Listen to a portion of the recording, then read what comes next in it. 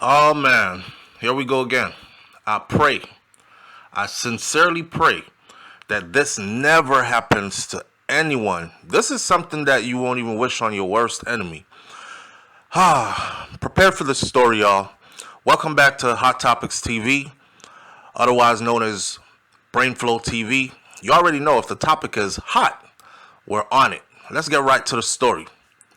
Now, oh God.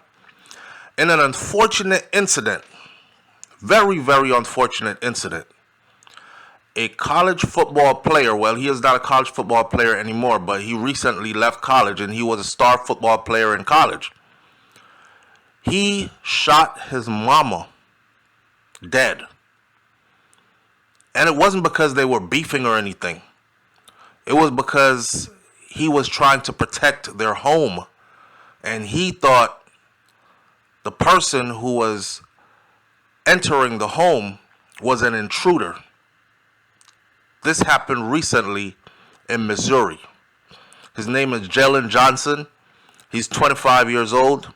They arrested him and charged him with voluntary manslaughter and armed criminal action after he accidentally shot his mama to death. Now, in an unfortunate incident is how I frame this, because this is as unfortunate as it gets. The man thought somebody was breaking into his home. He's been arrested. He's been charged. A bail amount has been set for him. Last time I checked, he was still in custody. I don't know if he cannot pay the bail. I'm hoping that somebody close to him sets up a GoFundMe or something, because I would definitely be donating to the GoFundMe just to get him out of there. According to the Unalive police, Jalen was the one that dialed 911 after he realized that he had mistakenly shot his mother because he mistook her as an intruder. However, Monica McNichols Johnson, that's the name of his mom, she died at the scene. Now, you can imagine, right? Somebody is coming into your home and you're saying, "Who's that?" But you hear no answer. And the person proceeds to continue to come into the home. And you have a firearm to protect your home, because you live in an environment where homes get broken into on a regular basis.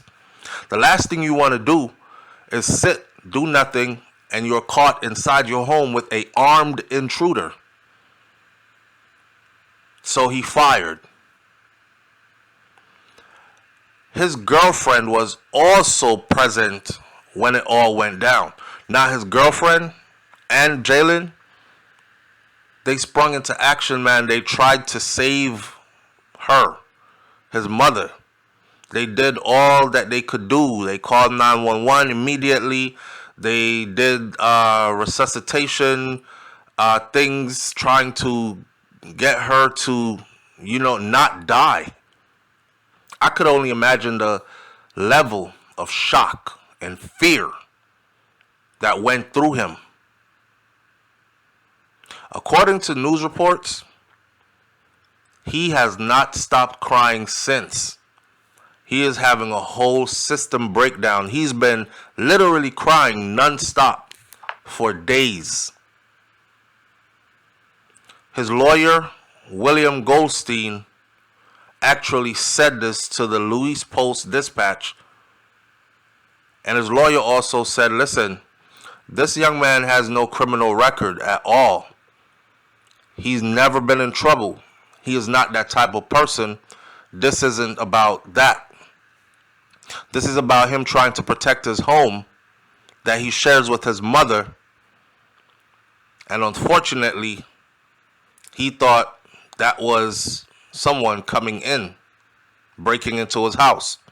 His lawyer also said that Jalen was just keeping a gun in the house for self-defense after he had been robbed recently at gunpoint. So when you coming through those environments, you know, where stick-up kids, man, put a gun to you and rob you and all that, you decide, yo, I got to do something to protect myself. I know there are a lot of people who are going to be listening to this, and they're going to be like, well, if he didn't have a gun, his mama would not be dead. And I would rather not have a gun. But let me ask you an honest question. You would rather not have a gun, and you wake up in the middle of the night in your own house, in your own bed, to see a man standing on the inside of your door holding a knife, walking towards you, or holding a gun, walking towards you? I bet money and every dollar I have that you would pray, wish, hope you had a gun then. So having a gun is not necessarily the full stop of, oh, I'm a criminal. Having a gun is not one of those situations where you're like, I don't like guns, I don't keep them around me, but if things go down, I'll have one. You can't predict when things are going to go down. That is why good people carry guns, and they don't commit crimes with them. And a lot of these good people, you don't even know that they're carrying a gun, because they don't go around bragging, I got my gun on me, because it's not about that for them. They actually carry a gun while saying prayers all day. God, please, please, don't put me in a situation where I would have to use this. Help me to walk away from every situation that could possibly lead to me having to use this. But I got it on me just in case. His lawyer describes him as a sweet kid. His extended family members describes him as a sweet kid who has a bright future ahead of him. Right now, like I said before, his bail is set at $100,000. And the last time I checked, he was still in custody. So I don't know if he can pay the $100,000 or not. I don't know anybody that wants to sit in jail for not even a minute longer than they're supposed to be there. So the minute they post up and say $100,000 and that's your bail, if you got that money, you want to leave as soon as possible. Lawmakers are now saying that this particular incident may actually renew the discussion over Missouri's contentious gun laws, which allow residents to legally use firearms if they fear that they are in danger of being attacked under the state's Stand Your Ground statute. Now I'm going to tell you where that Stand Your Ground statute comes from. That Stand Your Ground statute comes from Trayvon Martin, who was gunned down in the state of Florida by George Zimmerman back in not too long ago. And George Zimmerman was able to use the Stand Your Ground to free himself from going to prison. Albeit, I didn't think it was fair, because he pursued Trayvon. And if you're in fear of somebody, you don't pursue them. You go the opposite way. But hey, the Stand Your Ground laws were established after that.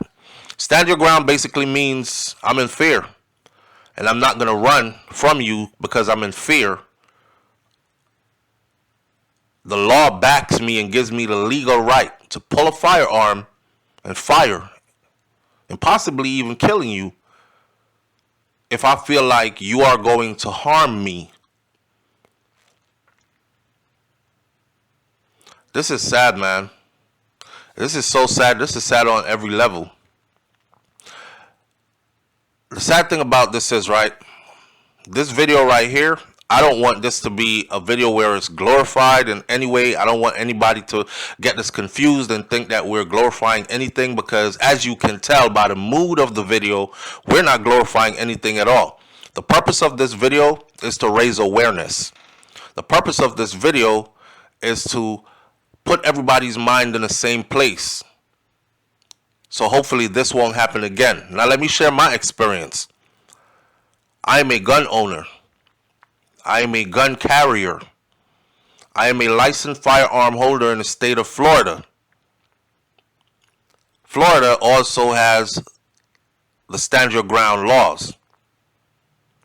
But on top of that, it gets more personal with your family.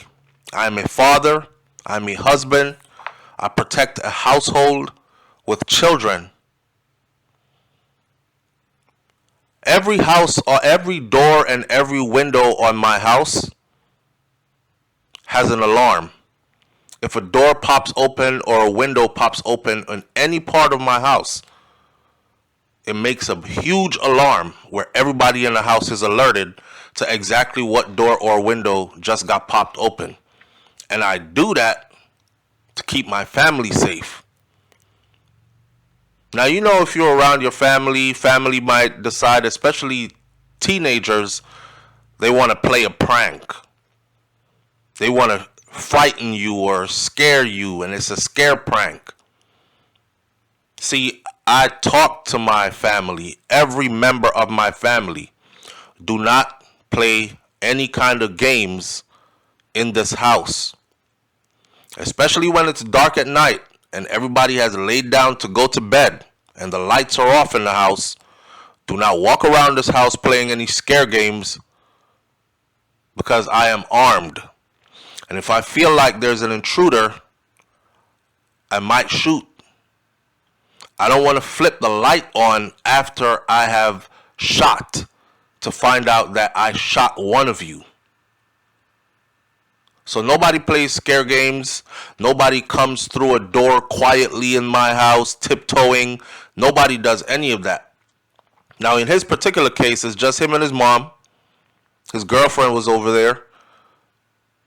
And it said that his mom was actually coming into the house from a back entrance. She was coming into the house from a back entrance, man. And, you know, usually you're coming into your house. You come into your house through your front door. The shooting happened on March 7th in the St. Louis suburb of a place called Olivet. His mama was 56 years old. She arrived home from work around 7:30 a.m., according to the police reports, early in the morning. She walked through the back door of the house, though, instead of going through the front door. I don't know why she walked through the back door of the house today. But I mean, it's your house, right? And you should be able to enter your house whichever door you feel like entering your house through. To tell you the truth, if it's your house legally, you should be able to enter your house through your damn windows if you feel like it. Maybe I lost my keys and I left the window open just so I could come back later and get through that window. I don't know. It says that the son and his girlfriend, they tried everything they could to save mama. And the paramedics came, and they kept going on till the paramedics came. I don't know if you know it. For those of us who have taken some first responder courses, you know that once you start CPR, you don't stop until a professional paramedic person, first responder, takes over. So you got to keep going until they get there. You don't have the authority to pronounce somebody dead and stop. Someone can very much be unconscious but still be alive. So those life-saving measures, you continue them. And it is said that him and his girlfriend, they continued that until the paramedics got there. The paramedics got there, but it was too late. She was pronounced dead at the scene. So far, the police has not said how many shots were fired or where on her body the mother was hit. But they did say that he was distraught and he hasn't stopped crying. Wow. Now, for those of you who are going to ask and say, nah, he knew it was his mama, they probably was fighting before and all that. The police has already released that too, that there are no prior domestic incidents involving the pair. You know, sometimes, you know, police call to a home because mother and son are going at it. Things are getting out of control. We've seen those scenarios many times over. Not this. He has no criminal record. Police has never been called to their home. Him and his mama has never had a public altercation or an altercation that required law enforcement to be involved.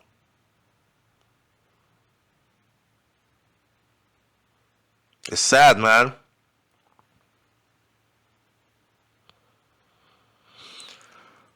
Wow, it's just an accident. An accident. An accident. In closing,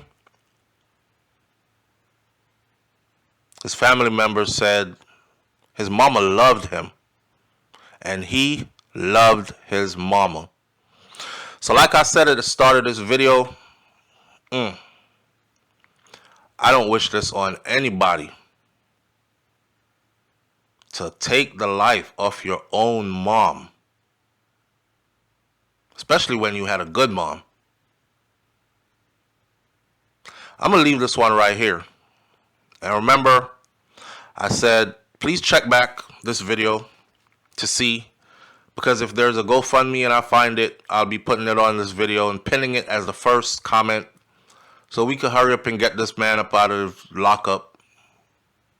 It's an accident. It's a terrible accident.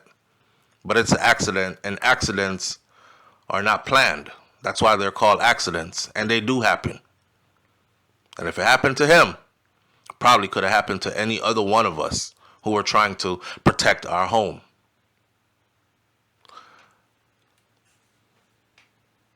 Sad, sad situation.